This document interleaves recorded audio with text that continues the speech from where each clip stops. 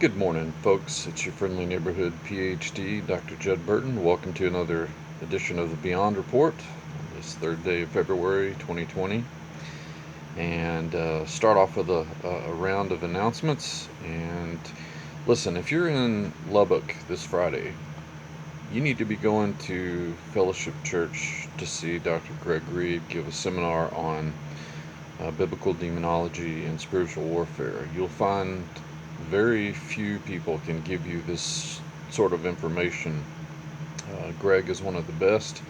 So if you're in Lubbock from the 7th through the 9th, you'll definitely want to see this presentation. I'll put a link to the description in the description. Excuse me.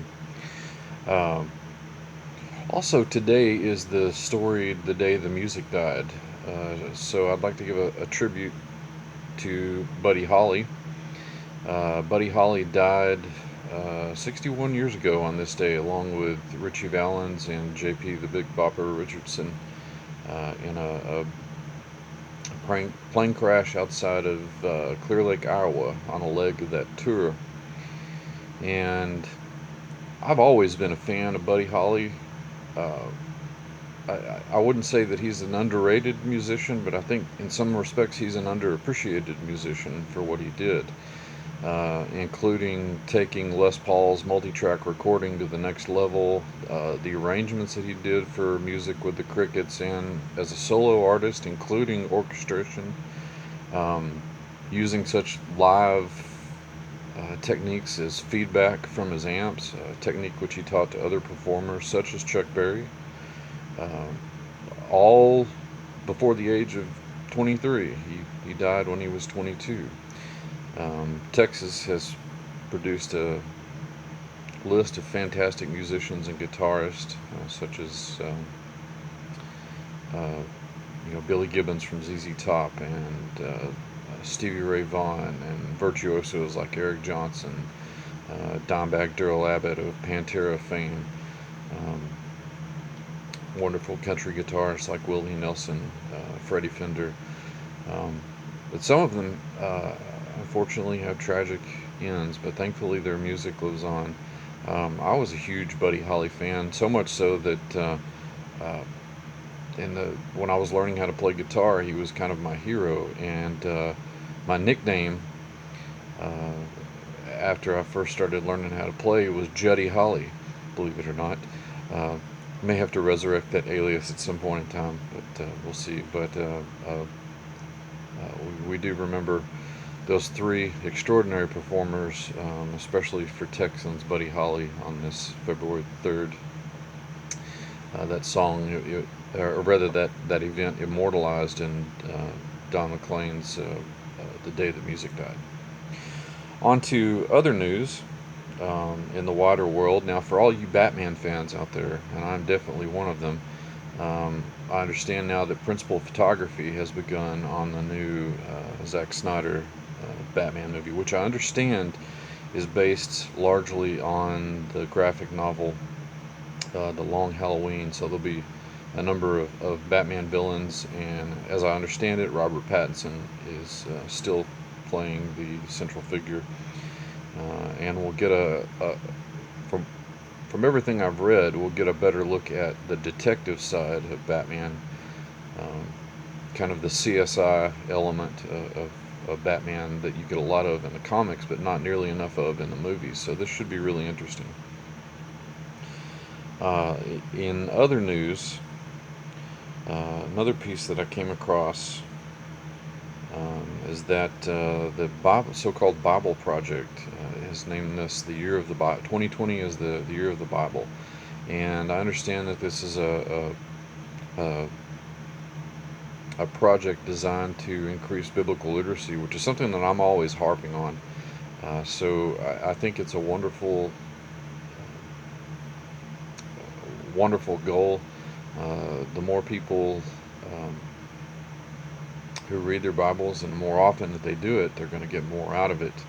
Um, I think one of the critiques that one of the fellows gave was that so often we turn to secondary sources, which can be helpful, of course, um, rather than actually depending largely on the text of Scripture itself. So I'll put a link in the description to that story.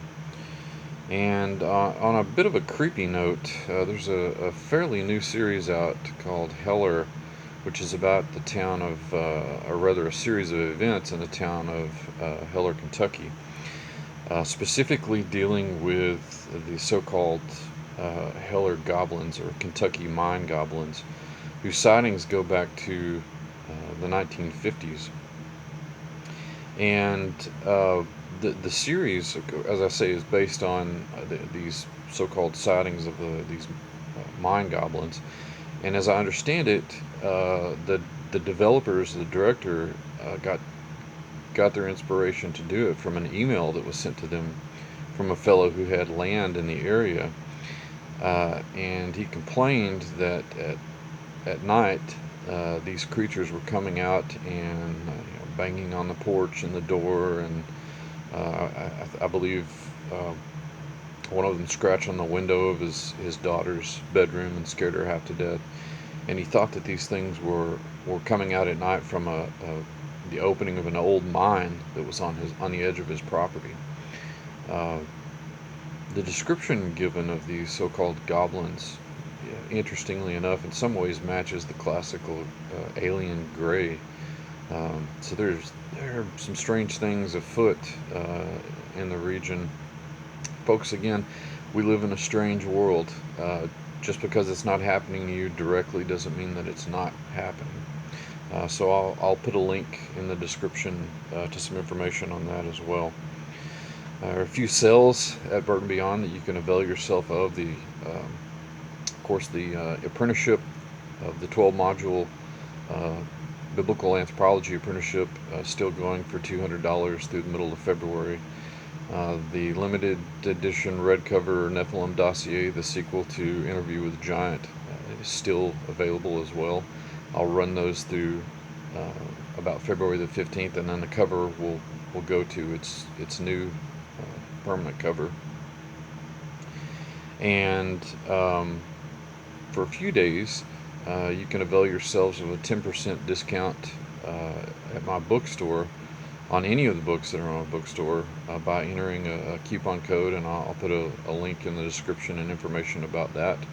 But that's good through Thursday, February the 6th. Basically at midnight the sale will end. In closing, I'd like to offer some encouragement. I know that it seems like, well, we are living in divisive times, but I also believe we're living in prophetic times. Every time we turn on the news, it seems like there's something about how divided we are as a country, as a society.